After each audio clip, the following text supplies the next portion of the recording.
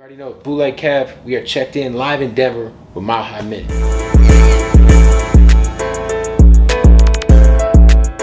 Mile High Minute, #1 podcast in the universe. We live in Denver, Colorado with a very special guest all the way from LA. Bootleg Kev, man. What's the word?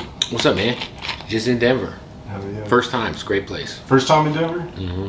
Damn, that's lit. You think, maybe you would have came out here randomly before? A few times I almost came out. I was close to coming out here a few times for some Red Rock shows, but it's never happened. But I'm here, man. Okay, good, man. Okay, so yeah, let's just get right into your story. Wait, first you said that you almost came out here for a couple Red Rock shows, and yeah, I've had homies like headline Red Rocks, and like, I almost came out here for a few of them, and it just never ended up happening. I might come back out here in October. A homie of mine, Jelly Rolls, headlining Red Rocks, so I might come out here for that. But yeah, I just never made it, But it is, like you said, it's not far. I realized how it wasn't like the flight was super fast. I was surprised. Yeah, I just woke up. I was like, oh shit, we're here. But yeah, shout out to Denver. It's all on the way. What brought you out this time? We're shooting a little piece of content for Above All, which is a content page that I run with Empire that we shoot a hell of shit. We go to different cities, and Conway just moved to Denver, Conway the Machine, and so we're kind of shooting a little piece to go along with his new album. A big portion of his album was recorded here, and we just kind of wanted to tell the story about why Denver inspired him. Like, he came here, he recorded, and he decided not to leave like 2 months ago. So That's dope. Was that his first time out here too, or? I don't know if it's his first time. I can't speak to that. I don't know. Honestly, yeah, I don't know. So Okay. yeah. Do you have a cipher on the way too with some Denver artists? Or Yeah, no, we were thinking about. So we're gonna try to pull off, because we're supposed to be shooting all day today. Yeah. And the studio session got canceled, so we had like some time open up. So on the Bootleg Kev podcast, we drop a freestyle a week. And so I thought it would be a solid idea to try to get like a couple of artists from out here to pull up to the hotel and rap, you know what I mean? Yeah. So hopefully we pull that off tonight. Yeah. That'd be dope. So we talked to, I think, Trev Rich, Yeah.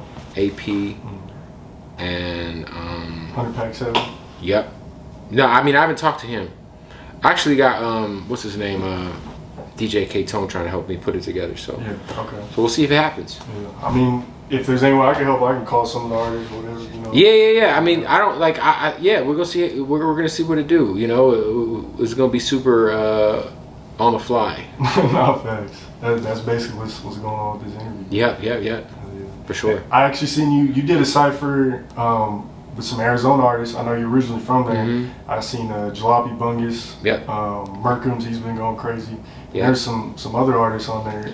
Yeah, Markel Del Juan was on there. De La Prime, Daily Finesse, Merkham's. Shit. Who else was on that cipher? My first AZ cipher. Yeah, Daily. Yeah, a lot of Arizona guys. I think it was like 8 or 9 people we had on there. Oh, yeah, that sounds about right. Yeah, but yeah, Merkham's is killing it. Markel's incredible. AZ's dope. I feel like AZ and Denver, they give me the same kind of vibe, to be honest. No, facts. A lot of people say that. Yeah, very similar in terms of like size. Both major cities, but don't get looked at that way, I feel like, by everybody else. Both cities got all the fucking teams you could have. Facts, yeah. And both cities are probably a little underappreciated when it comes to their hip hop scenes, I'm sure. No, I didn't know anything about the Denver hip hop scene, so I think my boy's from here, but he's not a rapper. Denver, very still under the radar for a big city, Right. So yeah, we're pushing. We're doing our best to get up there. So I appreciate this. These are the type of moves I feel like that need to be made in order for 100% cities like this to kind of come up. So I appreciate you for the opportunity. Yeah, for sure, man. Yeah, shout out to Denver. Seems like a great place, man. We were riding around. We went everywhere yesterday. We were like on Went to Commerce City, went to Boulder to a weed grow. We were like riding up and down Martin Luther King, got food over there. Oh, yeah. Yeah, so, you know, it's been cool so far. I'm not mad at it. I went to the mall today. You know what I mean? Shout out to there's Soul Street. Oh, yeah. Hooked us up with some shoes and shit. So, yeah. Shout out to Denver. I'm liking it. Oh, yeah, man. We appreciate it. So, yeah, let's get into your backstory a little bit. So, originally from Arizona, correct? Mm-hmm. What part? I grew up in an area called Sunny Slope, which is in Phoenix. And then when I was 14, I moved to Mesa, which is like probably no different than somebody moving from like Denver to like Aurora or something. Mm-hmm. Yeah. It's about 20 minutes from Phoenix, and I went to high school there. So yeah. What was life like growing up, you know, out?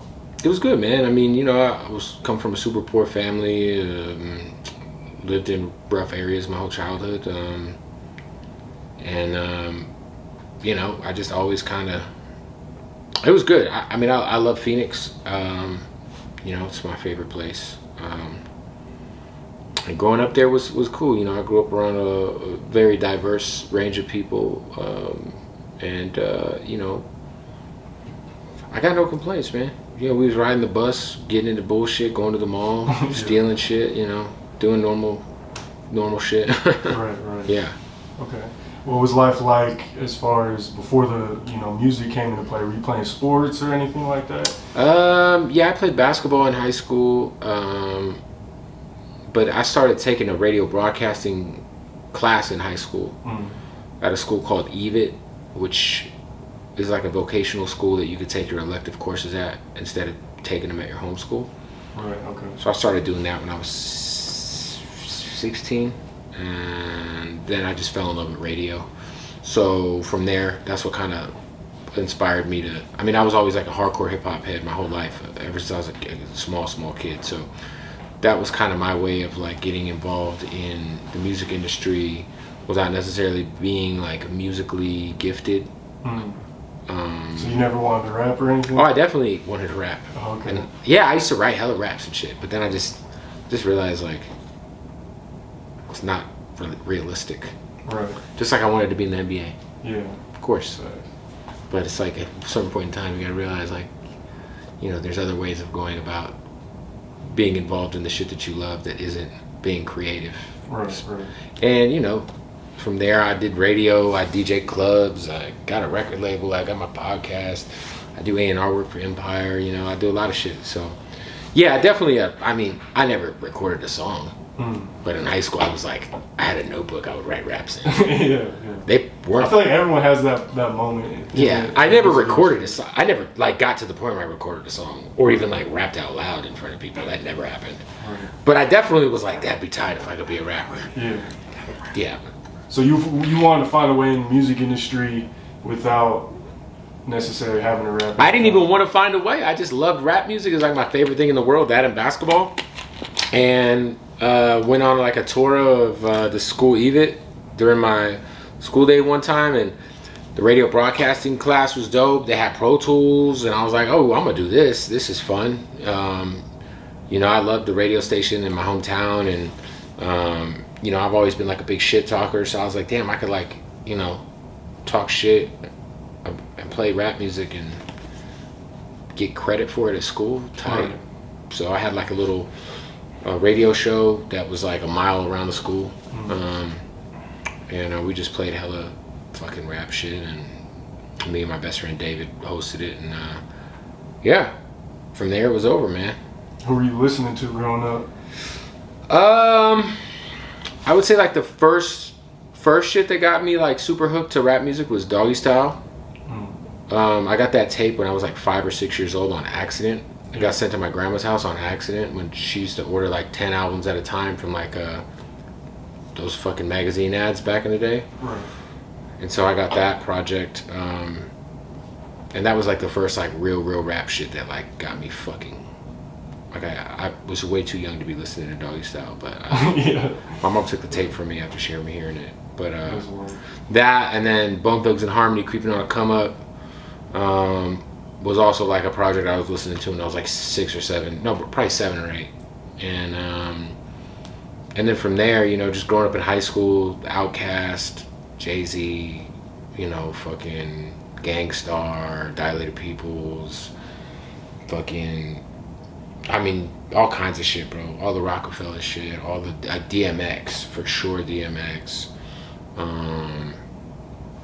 Yeah, I mean, all that shit. 50 Cent obviously was huge when I was in high school. So you were listening to everyone across the U.S., the whole U.S.? Yeah, 100%. Yeah, no, I love, you know, I was also like a super, you know, little underground backpack nerd too. So I would have like Sound Bombing 2, and I would have like, you know, Most Def Black on Both Sides was one of my favorite albums in high school.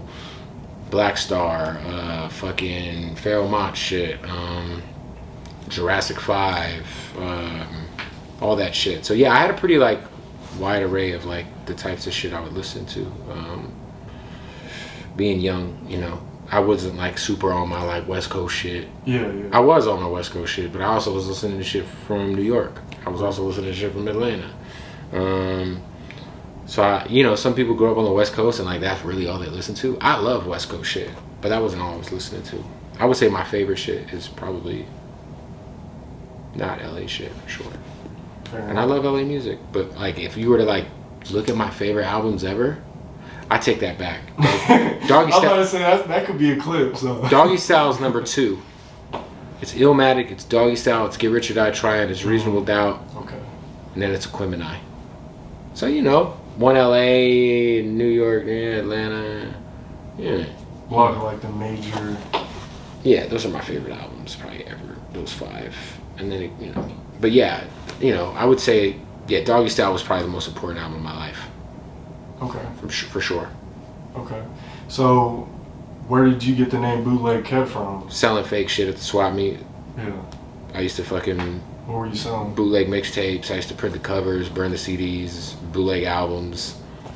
You know, fucking copyright infringement as fuck. I used to get fake jerk. This was like before like the huge social media era, right? Oh yeah, this was like I used to make mixtapes and I would wholesale them to like hip hop stores in Phoenix. I used to fucking sell fake jerseys before everyone knew about fake jerseys, because now you go to football games and it's like Jesus. Fake jerseys, sneakers, dunks.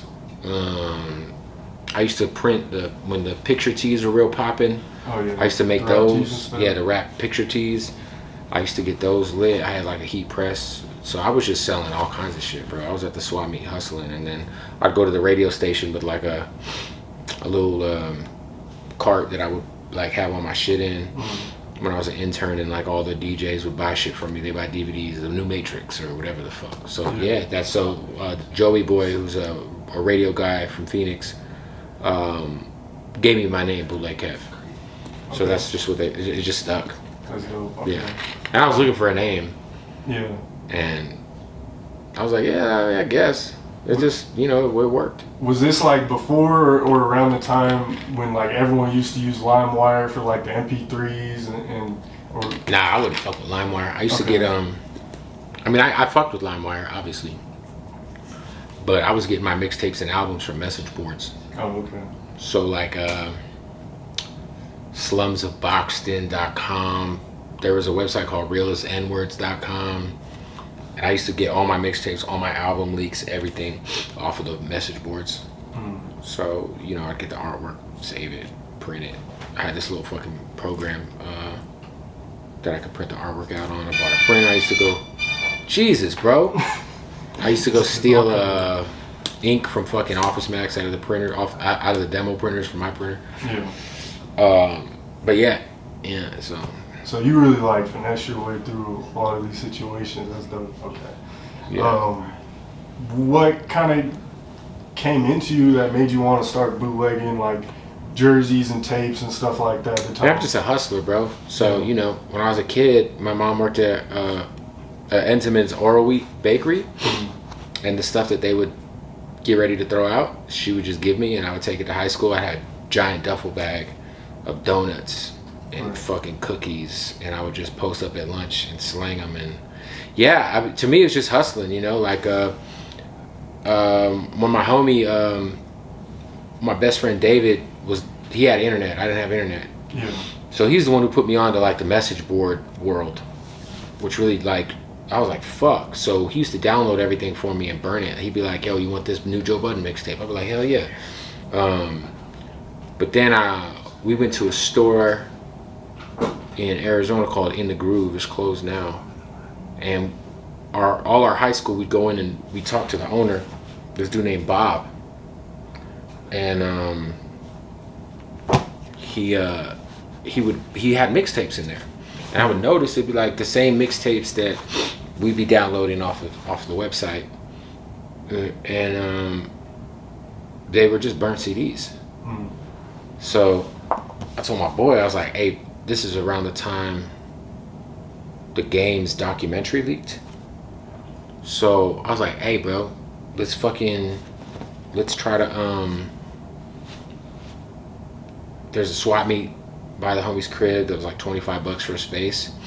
And I was like, let's go see if we can sell some mixtapes. I went and bought a bunch of jewel cases and a bunch of CDs and burned like 100 copies of the Games album. And I think we had like 2 other things, but we sold all the albums like in one day. It was like a Saturday. That's crazy. It was like a month before the album dropped. How much did you sell them for? I don't remember. Oh, so I know that once I really got in my groove and I was super like hustling heavy, I was selling them $5 a CD or 5 for 20.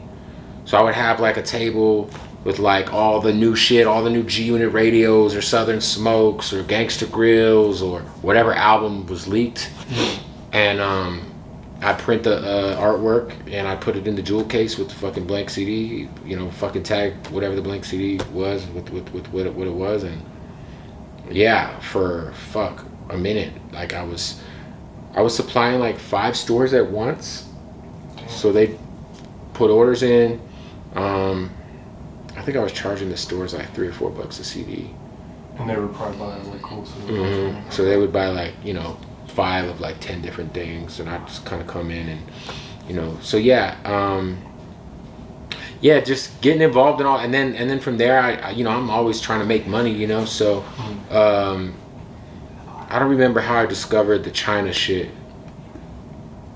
Somehow I got put on like these Chinese websites that you could get fake shit off of, and then I got some lady's Skype or MSN email from China, and I would like get on fucking FaceTime with this lady, and she would show me the shit that she had, and I'd be like, let me get that. Or she'd have like a fucking you know, LaDainian Tomlinson jersey or some shit. I'm like, let me see what it looks like, you know. All right, that looks straight, you know.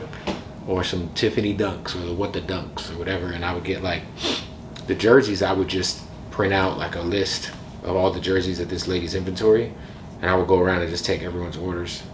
Oh, okay. And yeah, I mean, shit, I had a few jersey orders get hit by customs and I lost them, so I didn't eat shit on them. But yeah, no, I was definitely heavy in the bootleg shit for 4 years, 5 years. Damn. Yeah, and then making like if some topical shit would happen, I would make shirts and go like the Suns. There was this year that Steve Nash got fucked up by Robert Horry, and he was crazy. Yeah, well, Steve Nash got his nose broke, and Amari Stoudemire and Boris Diaw jumped off the bench, and they got suspended. So I made fuck Horry shirts, and I would just go. I went and got them printed up, and I'd just go stand outside of the fucking stadium and sell them. I was just hustling, man. I had a newborn baby at 17, 18, and I needed to get bread. So I was just trying to hit all the licks. You know what I'm saying? So yeah, that was really it. I was just a hustler. It was like really really since I was probably 14, I was just always trying to make money. So that's real. Yeah. Okay. So like, do you feel that since you grew up, you know, pretty tough, you didn't necessarily have the most money, you feel like that's kind of where your ambition came from, to be such a hustler when it came to the music and maybe tapes and stuff? Or what do you think inspired you to have such a strong ambition? I don't know, man. I can't really answer that because I can't point to a single thing. I think it was probably an accumulation of a lot of things, you know, watching my parents work super hard, and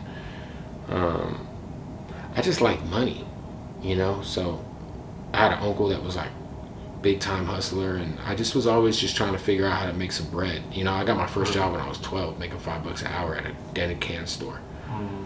You know, I worked the whole summer, 8 hours a day, stocking shelves at 12 years old, just making cash. So once I got a taste of making money, I was like, oh, I need money all the time.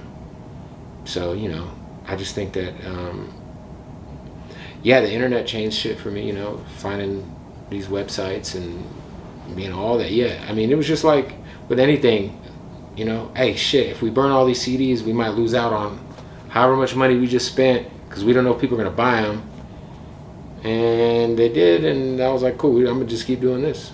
Right. And then I started to, you know, wholesale mixtapes to a bunch of stores, and then I was like, okay, what else is popping? Oh, these picture tees are popping. How do I make those?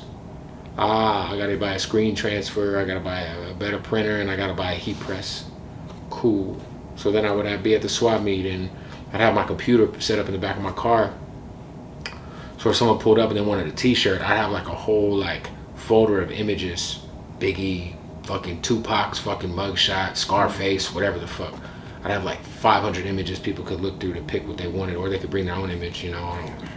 And I would print that shit on the spot and make the shirt right there.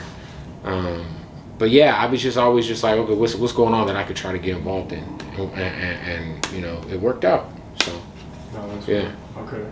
I wanted to ask about your transition into, you know, outside of the bootleg stuff, but real quick before that, were you, you know, when you had your first kid, you said you were what, 17, 18? My son was born when I was 18, but he was my senior year in high school. Okay. My baby mama was she was pregnant. Okay, so were you worried at the time, like, oh, I'm not gonna be able to pursue my career, or did that just add extra motivation for you to keep pursuing your career? I never was worried. I don't know. There was a few times where things got super rough, right, where, you know, I was like, damn, because I was working for free at the radio station, and even when I was getting paid, it was nothing. Right. So yeah, there was probably like a time or two where things got super shaky, but you know, that shit happens, you know what I'm saying? So it's like, it's just how you deal with that shit. Some people will take an opportunity, and if there's not any monetary gain attached to it, they'll pass on it. And I did the opposite. You know, I was wherever I could be at. I was always in the mix, even if I wasn't getting paid. Most of the time, I wasn't getting paid. And when things got rough, it got rough. It sucked. It was stressful, but I figured that shit out. You know what I mean? Like, I had no other choice. So, but yeah, no, there were some times like when my kid was like a baby, where, you know, I was like 18. 19, just trying to figure out being an adult while trying to work at a radio station for free while still trying to make money, you know what I mean? So yeah, no, there were some tough times, but I don't think I wavered really, to be honest. I just always was just like, I don't know, I mean, it's probably the gift and the curse about me as a human, is like I'm kind of like a fucking machine in the way that I think. Yeah. And yeah, you know, it sucks, but it's great. Right. Sometimes, you know, you gotta have that mentality, and I've just kind of adapted to that for the most part my whole life.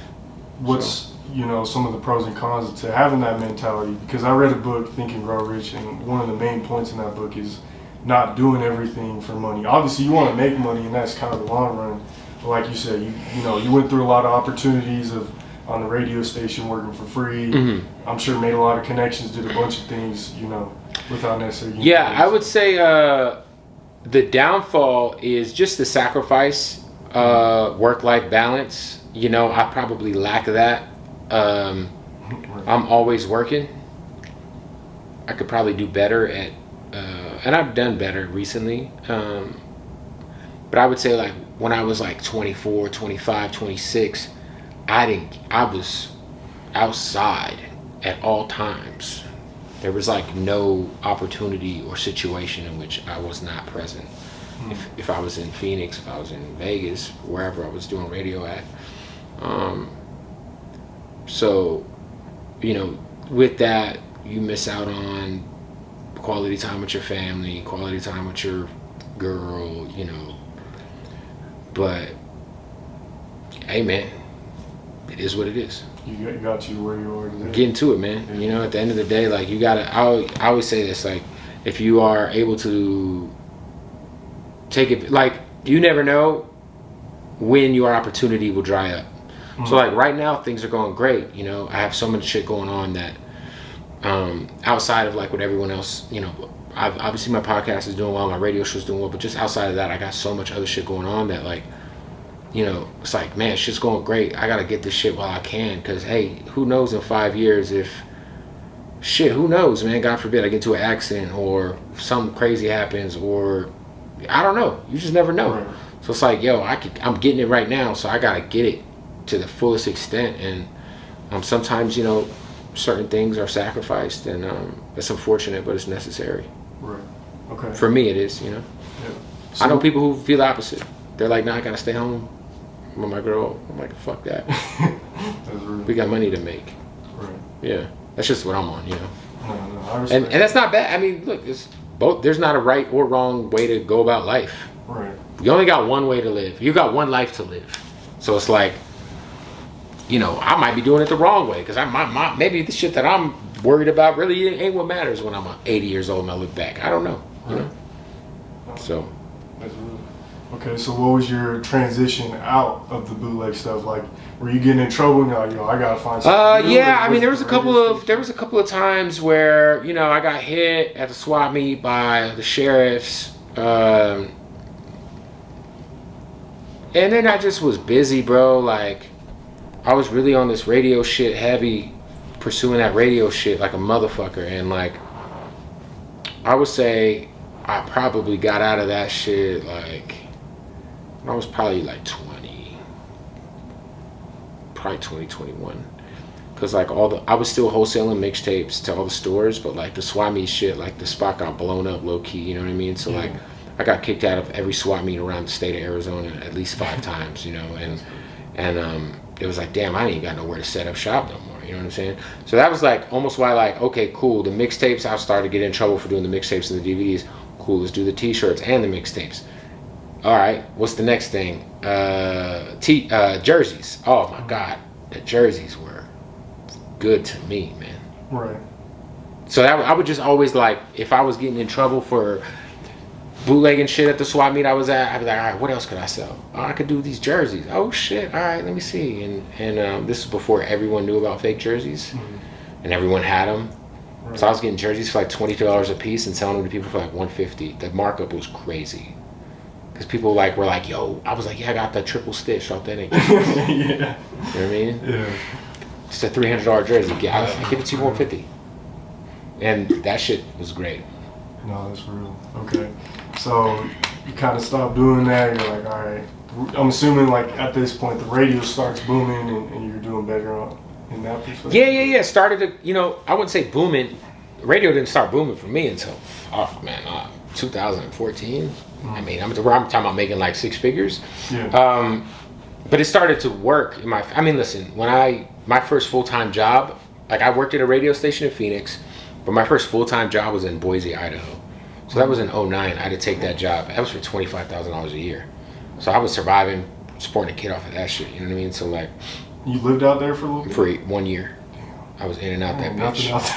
I mean, yeah, it's a beautiful place to raise your kid. I'm sure lots of Mormons. It's a beautiful city. I know the Broncos are pretty good out there. Boise State Broncos run that whole shit. Yeah. But I could never ever. I was like, as soon as I got there, I was trying to get out, and then from there I went to Vegas, and Vegas was amazing. So, but yeah, you know, the radio shit, you know, it was a slow grind for sure. Okay, so you moved to Boise for a year, and then you moved to Vegas. Did you move back to Phoenix? Yeah, so I went from Phoenix to Boise to Vegas to Phoenix to Tampa to LA. Damn, okay. Were you still on the radio shit when you moved to Vegas? All those places, yes. Okay. Everywhere I lived, I moved for a radio job. What stations were you working at? In Vegas, I was at Hot 97.5. In Phoenix, I was at Power 98.3. In Boise, I was at Wild 101. In Tampa, I was at Wild 94.1. In LA, I was at Real 92.3. So I'm still at Real 92.3. So right. So what? So you said you went to Vegas, then to Phoenix, and then back to Phoenix, and then to Tampa, then to LA. Okay. What I was gonna ask like, why'd you move from Phoenix to LA? But it sounds like you moved from all these other places too. Yeah, you know, it's just opportunity and bread, man. You know, if I'm at a place and the situation is cool, but if I feel like I could level up going somewhere else, I'm gonna go. And the goal was for me to always end up in LA. Okay. My whole career, I was like, I gotta get to LA. If I'm gonna do this shit for real, I gotta get to LA. What was your career like when you first moved out to LA? Was it starting to pick up at that point, or were you still like, man, I'm No. LA, you know, I'm gonna be honest, like, LA, since I've been there, has been good to me. But, you know, I already had a lot of roots in LA. I knew everybody there. Tons of my best friends already lived there. It's right there. You know, every artist in LA was my people. I was playing them on the radio before everybody. I was playing all these LA artists on the radio before LA radio. When it was K-Dot in 2009, 2010, you know what I'm saying? And same thing with Nip. You know, you can go back and look at my Nipsey shit. He was freestyling on my show in Idaho in 2009. Damn, he was out in Idaho? Yeah. Damn, that's crazy. He was on the LAX tour with Game. Was that the first time you met Nip? Or? Yeah. But if you could go look at all my YouTube channel, there's like, let's see, I interviewed Nipsey in 2009. I interviewed him in 2010. He called into my show repeatedly. Yeah. So this is when he was on the grind coming up. Yeah. So I had already kind of like had a lot of great rapport with LA artists because I supported so many of them super early.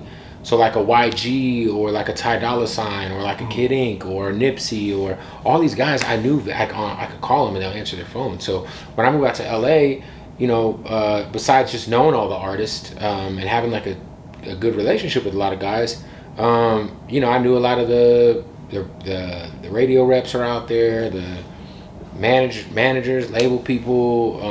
So I kind of like when I moved to LA, it was pretty smooth. Yeah, I fucked with it for sure. Hold on, let me give this guy this address real quick. Who's supposed to be coming here? Yo,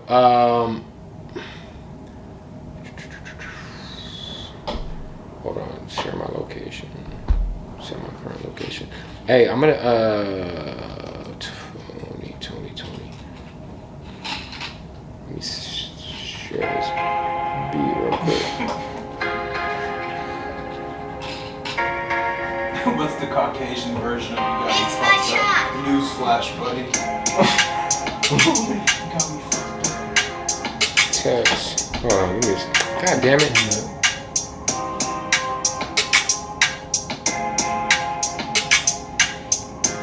Cyrus, I'm about to send you a beat. Don't worry about it. I'm just sending it so I can forward it. What's this guy's name? TJ K-Tone. Hold on. TJ K-Tone. Boom. He's probably the most respected DJ out here. I fuck with K-Tone. Boom. K-Tone. God damn it.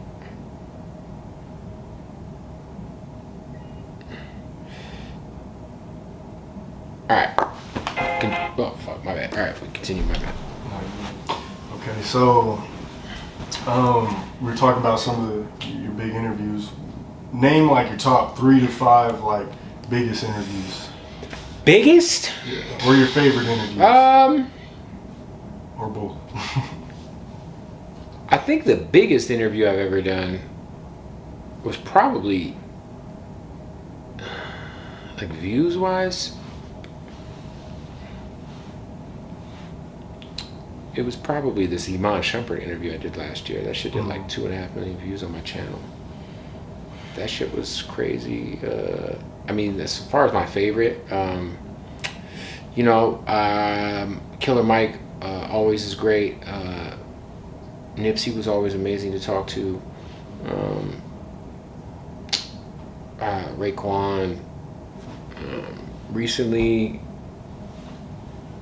I feel like I always have great interviews with the Griselda guys, Conway and Benny. Right. Me and Freddie always have a great rapport on camera.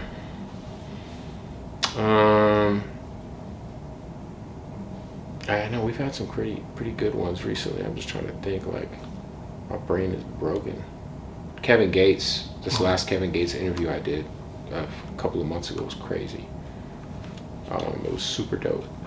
So yeah, I would say those Off the top of my head, you know, probably, I mean, the most excited I've ever been for an interview was when I interviewed Nas, and you know, that was 2010. That shit was crazy. I was like starstruck, and he's my favorite rapper. So, but yeah, I would say those for sure.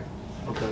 Now I know you've probably seen like the little like hip hop Mount Rushmore for like hip hop personalities over the past couple of years. Mm-hmm. Who personalities or rappers? Let's say personalities. Okay. Who would be like on your Mount Rushmore of hip hop personalities in the game? Noriega, Charlemagne,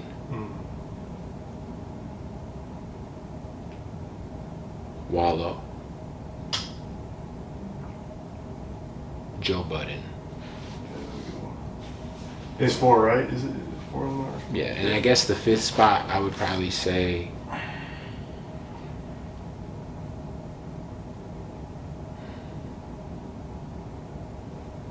I'll probably have to say DJ Vlad, even though people feel some type of way about Vlad. Right. Gotta, you know, hey. Give your respect to him. Vlad is Vlad, man. You know, it is what it is. But my 4 would be Joe Budden, Wallow, Charlemagne, and Noriega. Right. For sure. Okay. Now, I seen a meme go around, like, people were tagging me too. It was like a year or two ago. Are you talking about the one with me, Peter Rosenberg, Adam 22, and Vlad? Yeah, exactly, yeah. People were tagging me because obviously I'm white too, and they're like, oh, this is the dude from Denver who posts all the and they used the worst photo ever. Yeah. I'm so mad at the radio station. I took a bunch of photos for like fucking around at this radio station. Yeah. And they used one of me fucking around as the fucking press release photo, and I was like, dudes, the fuck? But I saw that meme where they were like, this is what hip hop journalism looks like. Right. No, I saw it. It was, I mean, listen, it was. I'm all 3 of them dudes. Rosenberg, someone I've looked up to forever. Adam's a homie of mine. Vlad, you know, I have an okay relationship with. We've talked, but you know, all 3 of those guys are guys who I would say are. Hey, if they're, I guess, you know, like whatever. Yeah, shout out to all of them. Rosenberg's my dog, though. You know, I've been looking up to Rosenberg for forever. So. Right. So, what's it like being, you know, white in this media space? Like, what are some pros and cons to it, I suppose? Or what are some things you've dealt with? I just think that, I guess at times, you know, we're a guest in this culture, you know what I mean? So, you know, I understand that at all times, and I'm very aware of that. And, you know, I do my best to not have my platform be a place that incites any sort of black on black violence. I just had an interview that I literally told somebody that I wasn't going to release. Because I thought they came off a little crazy. And dude like checked me on it. He was like, nah, bro, you ain't wasting my time, drop the interview. I was like, all right, bro, you look crazy. But hey, you know, I just think that, you know, I try to move with that responsibility as much as possible. Obviously, if there's like public issues and I'm doing my job, we're going to talk about it, but I'm not trying to talk about it in a way that's going to make it worse. You know, anytime there's ever been like a crazy situation, like if I had the Jacksonville rappers on, like Young and Ace or Julio Fulio, you know, my whole angle is like, how do y'all resolve this? Like, I understand bloodshed has happened, but like, would y'all ever do a record together? Like, what is it has to, you know what I mean? Not like, you know, and not to say that the platforms that do kind of take advantage, not I want to say take advantage, but approach it from a different way are wrong, but it's just, I would say the pros would be, obviously, look, I'm white. At the end of the day, like, there's pros in life to being white. You know, people call me a culture vulture. I feel like that's the go-to thing to call a white dude, which is corny, because that's not me. There are culture vultures, for sure, doing interviews. And, you know, I'm just myself, always. I think artists, they fuck with me on a level that they don't fuck with a lot of people on because of the off-the-air conversations I have with them. So yeah, I mean, you know, but the problem, I've never thought of myself as like a white person in hip hop. I just thought of myself as someone who loves this shit. Right. And Okay. you know, obviously those conversations come, but I know my place. So I'm not overstepping my boundaries. I'm not fucking trying to fucking stir up no shit that's not necessary. You know what I mean? And Right. you know, it happened. I mean, of course, being white and having like a platform that interviews predominantly African American artists, you know, people can feel how they feel, and I understand. You know, I work hard, and I come from, everything I do is from a genuine place. Right. So you know, that's what I would say. No, that's respect. Do you feel like that's why you've been able to have so much success in the game, is because of, you know, the respect you have shown and Yeah, I think artists know what's up. Like the artists, like the real ones, really fuck with me. You know what I'm Yeah. saying? Like, you know, everybody knows, like, in a real way, like what I'm about, what my character's about, and I can sleep at night knowing that I'm not a cultural vulture, and I can sleep at night knowing that I'm being true to myself and true to the culture every time I step outside. This is who I am. I'm not pretending. I'm a fucking hip hop head. Bro, I've been listening to this rap shit since I was 5 years old. You know what I mean? Like, this has been my life. My entire life has revolved around black culture. My best friend since I was 3 years old in the entire world is black. His grandma lived with me in high school.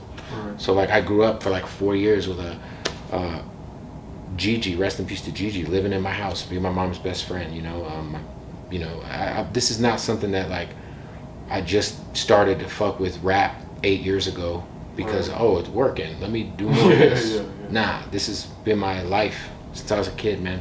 This rap shit is like everything to me.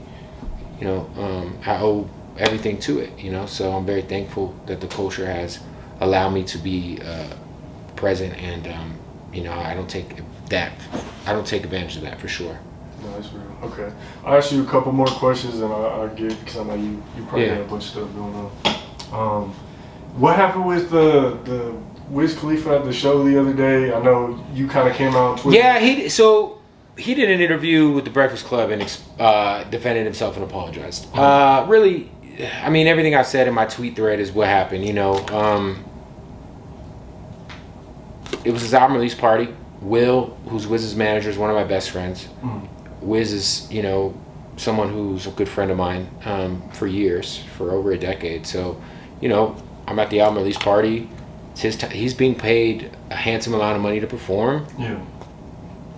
The DJ had his set list that sent to him at 2 p.m. that day, and then also like was I don't know if it was the DJ, the host, whatever it was, man. They just repeatedly were fucking his setup over and over and over, and it felt to the point like where I was looking at Will like, yo, are they punking? Like, is this MTV punked? Like, or does that DJ not fuck with Wiz? Because they just, it seemed, it was so crazy.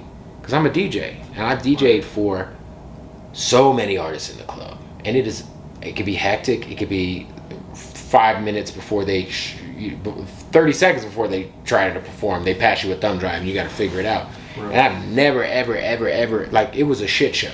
And so what everybody saw was like the final straw and him snapping, and They didn't see the whole build-up. Well, he also overreacted, you know, and he said that on that interview with Envy and Drama, and, you know, it's time to move past it, you know, so. All right. Yeah. Okay. Yeah, I just wanted to deeper into on that, because you were there, right? Yeah, no, I was there. I was, 8 feet away when that whole shit was happening. So, yeah. Wiz, I feel like no one's seen Wiz get like that, because he's such a respected character. Nah, he's such a nice guy, and like at the end of the day, like, you know, he probably should have just dropped the mic and been like, fuck y'all DJs, y'all are trash, and just stop performing. But, you know, shit happens, and I know he regrets it. So, you know, he apologized. He spoke on it himself at a biggest extent. So there's really probably nothing I can really add to it except for, yeah, the DJs were fucking up and Wiz snapped, you know, and a lot led up to the video that went viral. That's for sure. Right. Okay. So what's next for Bootleg Kev? You know, like you said, you got the podcast. You're still at the radio station. Yeah, so I have a syndicated radio show that right now is on in 11 cities across the country. We're on in LA, Vegas, Tampa, fucking Pittsburgh, Madison, Wisconsin, Fort Myers, Florida, on and on and on. So we're just expanding my network on my radio show. Doing more shit in the podcast space. Obviously, I want to start expanding just the type of shit we do. You know, we're probably gonna try to kind of, you know, switch up some stuff on the podcast soon. I have a record label, Ready Set the Label. I got an artist named Alexis that's going up right now. We just had a record called Until the Day, hit top 40 at Rhythm Radio. I got that going on. I just bought a nightclub. I can't really speak about where, but we just got the liquor license, so I'll be announcing more details on that. I'm, you know, involved in the psychedelic space, so I got some shit going on there. You're in the right place, Denver. I know, man. I know. I already know. It's decriminalized here. Yeah. So I'm definitely involved in the psychedelic space. I do a lot of, you know, me and my boy handle marketing for a lot of weed brands. Yeah, just man, I'm always working, bro. Always trying to find something, you know, to get involved with. Got a recording studio in LA. It's called Ready Set Studios. So if anyone's ever in LA and they need a studio, they can hit me, get studio time. We got great engineers. And that's really shit. I work at Empire, so I do a lot of content for Empire. Shout out to Ghazi, shout out to Above All. That's actually why we're here. The shit we're shooting is for Above All. And yeah, man, I'm just staying busy, bro. Hell yeah. Okay, dope. What kind of advice would you give? You know, so you're coming from Phoenix, another market that big city, got all 4 major sports, at least 4. Probably have a soccer team too instead of on the scene. Right? Probably in Phoenix. Yeah, I think so. I think there's a soccer team. Yeah. Either way, big market. Yeah. You know, a lot of talented artists. I've actually, you know, interviewed some artists out there. You're coming from there. Now you're in Denver. Yeah. For a little bit. Same thing here. Bunch of talented artists. We got major city. Right. Bunch of teams. What kind of advice would you give to an artist coming out of a Phoenix, coming out of a Denver? You know, not necessarily in LA or New York, but trying to come up in a scene that's not necessarily known to the mainstream. I would say this: it is very easy to get caught up into your local scene, and think macro, or wait, think micro instead of macro, right? And I've noticed that in Phoenix, that happens a lot, where like an artist will get like a buzz in Arizona, and they'll like start to move with like some entitlement, like they made it, when they really haven't done shit. And they also worry too much about like what people in the scene there think, when it's like, yo, are you trying to break? Like obviously you want to have your hometown on lock. That's very important. But also like you gotta think big picture. And the other thing is like, motherfuckers, if you're local, if you're frustrated because you don't think people are playing your shit on the radio or whatever, like this is for anybody, don't blame. It's easy to blame other people why you're not more popping. Like, man, you know, Denver would be more popping if KS 107 would play more artists. Hey, guess what? No, it's not going to change anything. No, because guess what? Nobody gives a fuck. What nationally? No one cares. In New York, in Atlanta, what KS 107.5 is playing in Denver. It's not going to change your life. Radio is dying. Radio is literally dying. So I would say worry about building a core fan base, worry about flooding content, flooding videos, super serve those fans, no matter how big or small they are, and slowly build your shit out. And then eventually, you're going to get respect. And I would also say get the fuck out of your hometown. Like if you got a buzz going in Denver, yo, go move to LA or Atlanta for like a year, 6 months. Go network. Get the fuck out of your hometown, man. This shit is, you know, I tell people, you know how it is, man. When you're home, you're comfortable. Crabs in a barrel mentality, especially in a place like Phoenix. I can't speak to Denver, you know, but in Phoenix, man, these motherfucking local artists sometimes just be tearing each other down, hating on each other so much. And it's like, yo, man, like get the fuck out. Go to LA. Stop worrying about what's going on with the homie from fucking, you know, that you went to high school with is also rapping and you think you're better than him, and who gives a fuck? Like, I would just say, get out of your comfort zone and super serve your fans. If you got 500 people who fuck with you, man, super serve them. You know what I'm saying? Like, grow that to 600, you know, and don't worry about, just don't worry about radio play. That's the one thing. I think people really think radio has the power to change your career. It doesn't. Not anymore. It doesn't matter. Right. It's coming from somebody who's on the radio all over the country. It doesn't fucking matter. Doesn't change. Doesn't move the needle. Sorry. No, that's real. Figure out your TikTok shit. Figure out your real shit. Figure out how to get a buzz going. Get your YouTube channel going. That's what matters. Build a fan base. Don't worry about getting played on a radio station that doesn't matter in the grand scheme of things. Okay, that's dope. And then, and that's any radio station in general. You know what I mean? Shout out to the stations here. I got homies here that do radio here. I got Sugar Bear, the homie Tasha over at KS 107 is dope. The homie Big Mike's from here. But I just mean in general, radio isn't important. It's the very last thing that matters in the process of breaking an artist. It's the last thing that happens. Nowadays, yeah, it used to be like, oh, if I could get my shit on, it don't matter. It don't. The radio will come to you if you got your shit going. Oh, that's real. And if they don't, fuck them. They going you're not getting no fucking fans off of radio. Yeah. If you're an independent artist, it don't matter. Especially with, streaming services. Exactly. There's the middleman has been cut out. Yeah. Talk to the people directly. Fuck the radio. Okay. And then what kind of personality or what kind of advice would you give someone like myself who's an upcoming blogger in the game that's trying to make it to that next level? Yeah, I mean, I think you're doing a good job. I checked your page out. I just think find your niche. Double down on that shit. Invest in yourself. Don't make any excuses. Make sure your presentation is decent.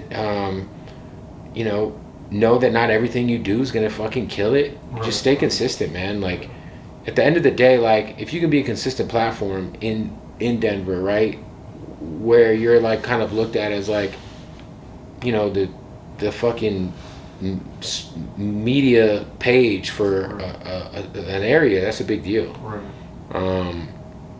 So I would say, yeah, just like more of what you're doing, man. Like, I think if you're an up and coming like media personality, you just got to know, like, it takes a long time to build up something. Right. This shit don't happen overnight. It's all about consistency. It's about quality. It's about your brand. How do you brand yourself? Like, make sure that, like, you're moving with intent. You know what I mean?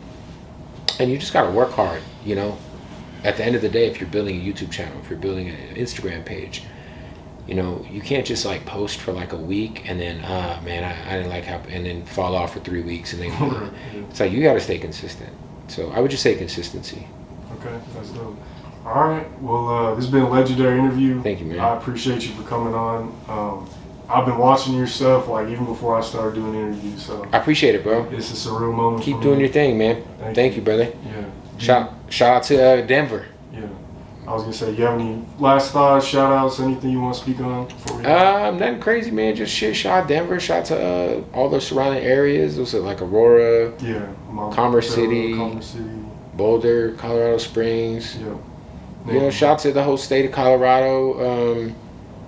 Is there any artists that catch your eye? I know you're kind of just. I'm not even gonna lie to you. I started listening to some songs on the way from where we were to here, from the AP guy and the Trev guy. Yeah. And they were dope, they were super dope. From what I heard, and the dude who was on Old Man Saxton, I like him. But yeah, I would say that I'm not like super hip to a lot of shit, so I gotta tap in. Okay, cool. There it is. Can I get a shout out for Mile High Minute? Yeah.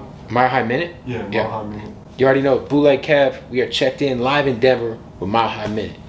Appreciate it, man. Make sure y'all hit that like button. Hit that shit. Comment down below who you want to see next from Mile High Minute. Hit that subscribe button and hit that bell button to stay notified when all the latest news drops. Where can they find you on social media, all that? Just at Bootleg Kev on everything. Just YouTube, Spotify, all that shit. Perfect. Yeah. All the links will be in the description. This has been a legendary interview. Mile High Minute, #1 podcast in the universe. We out. Boom.